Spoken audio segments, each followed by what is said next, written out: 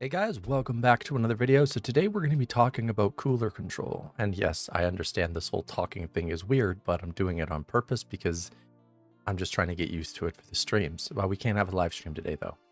So this is Sunday's video. I have Saturday's video up, and Saturday's video is about how to stay safe on the AUR for Arch Linux, because we're on CachyOS right now, and that's very, very important. I go over what Shelly does, how to spot suspicious packages that don't look right on the AUR and more, and the best and safest ways to go about things. So I've done a setup video for this in the past. I have. Yay. CoolerControl. Okay. And basically we just install the second one because we're on CachyOS. Password. This right here. All that's left is systemctl enable -- now CoolerControl D. That's it. It's set up. That's how easy it is to set things up. And just so you see the last command here, look at that. I did this, then I did this, and now it's all set up. But what most people don't understand is there's an extra step to getting everything working. And this is the issue that I had on the last video. People didn't like the fact that I told them that they had to Google to find out what DKMS they need for their motherboard. It pissed them off a lot. And I don't know why. Googling is a common sense thing that is taught in schools since, I believe, 1998. That's the first time I remember using Google, and I thought, what the hell is this thing? I started asking it endless questions, and it just kept giving me the answers that I want. It expanded the way that I learned, and that's great. But if you do not know how to properly find your the thing that you need to make your fans work from your motherboard, you're not doing yourselves any favor by being on this video if you're not willing to do the work necessary to get it done. I've been here the whole time. So, mine is this. I believe this is related to MSI. And you can easily just go and open the link to check. And then there's a thing here. Enable monitoring of I/O chips found on motherboards, Gigabyte, and others. So I think this is the one that I used the last time for sure. But it's kind of easy to tell.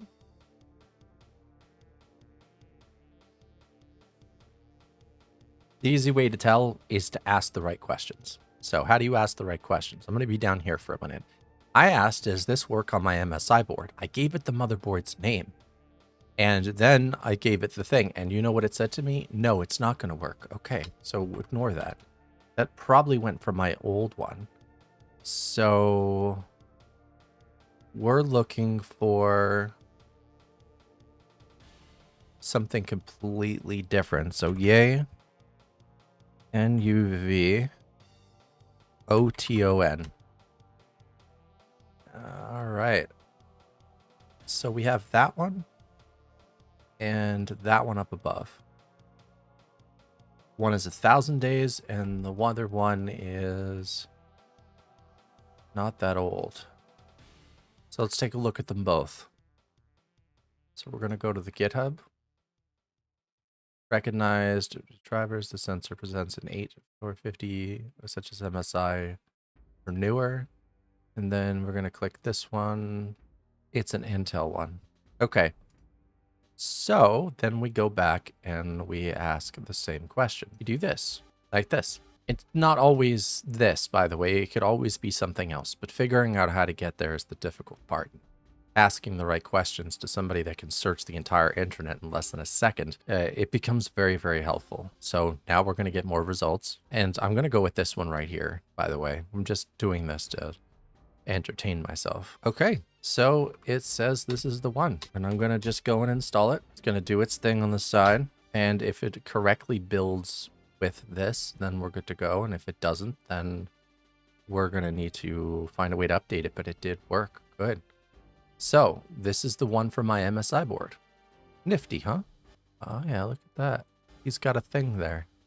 So yeah, he uses the Tomahawk board as well. Now, again, when it comes to ASUS, Lenovo, and other ones, you will have to figure out which one.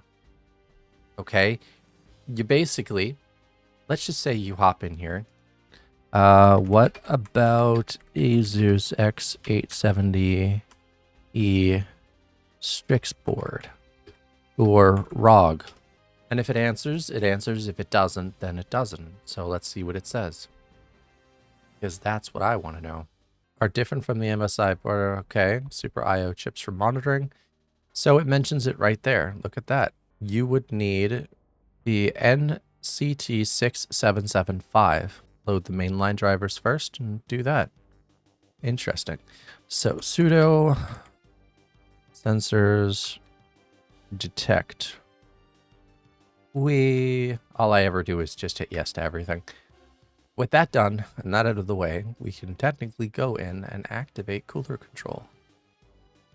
Sometimes I gotta fix that bug. I really have to fix that bug. Starting it up. Enter your password, enter your other password, and hit save. And here we are. We're not going to do a quick tour. I'm going to go here, and I'm going to change this to dark mode for all of you. As you can see, all my sensors are up and running. Everything has a sensor, and we are doing pretty damn good. Even my NIC has a sensor. Now, will you get more sensors if you probably restart? I don't know.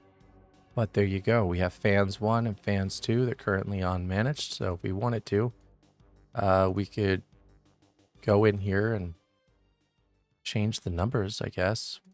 Click it. Yeah. And then we just do... Wow, they changed this a bit, actually. Fly fan profile.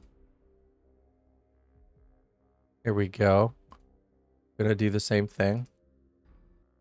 Yeah, now I can hear my GPU for once in my life. Before I couldn't hear it at all. It's going to make a difference. Oh, it's starting to make a difference. Look at that. Oh, yeah. Your CPU fans, where are they? Do we have any other fans? No, we don't. So, yes, there's still some stuff missing, but again, we'd probably have to restart for those to show up because it's a DKMS module. Now, this program is pretty easy to use. As you can see, you could just do a custom profile if you want. So you click here and you just start managing things. Dashboard. Ooh, look at the dashboard. That looks nice. Control. Calibrate. Last attempt failed. Recalibrate. Ah, I guess it doesn't want to do that. Oh well. I'll stick with this, thanks. You can actually click here to monitor all your stuff that you need to. There's probably better fan software out there now. I don't know. This was in its early days, but it's really, really easy to use. So what happens if you're on a Debian system? Well, that's a good question.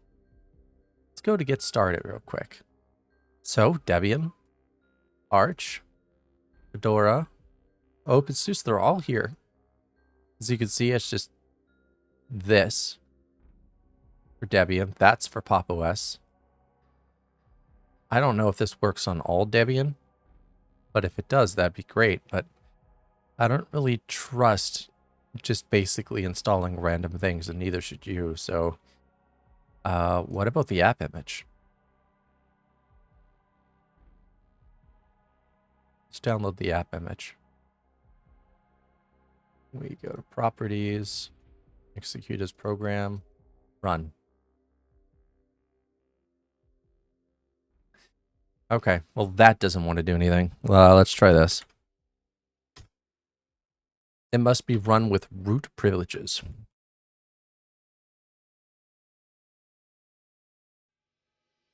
It's recognizing my driver.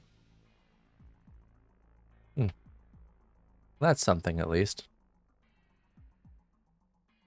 Yeah, there's a lot of stuff that you could technically do. After that, you just open up the web browser, and you got it here. Isn't that pretty nifty?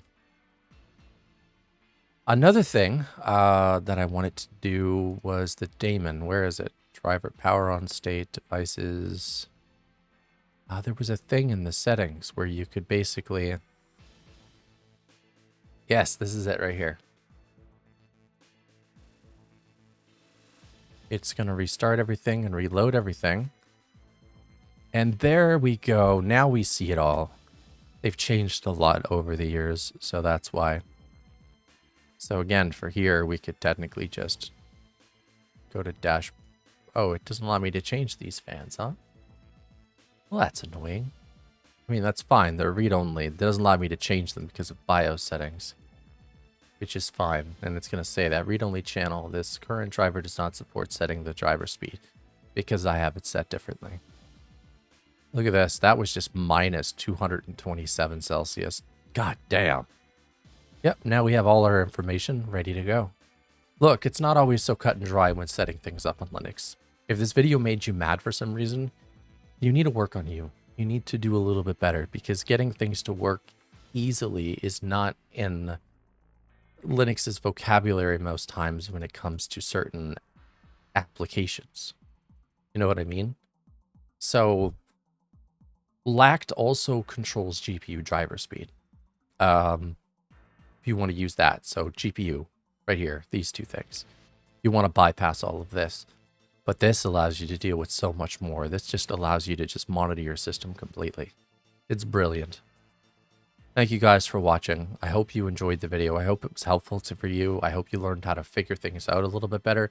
I know you guys are obsessed with using AI, and hopefully this allows you to know how to use AI properly. Ask it the right questions. Hi, my name is so on and so forth. I want to get CoolerControl working on my system. My motherboard is, put down your motherboard, your laptop model. What driver or firmware driver would I need to get fans and other control systems to show up? Once you do that, Grok is going to be able to help you because it's better than using ChatGPT, which is literally a goblin king. He thinks he's a goblin king. He's such an odd cookie. Yeah. Bye.